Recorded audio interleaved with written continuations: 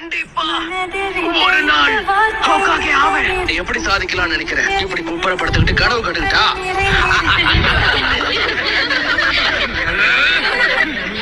அது அந்த பையன் தானே கூட்டத்திலேயே தோத்து போன ஒரே ஆளு. நல்ல வேலை அவன் தோத்து போனான்.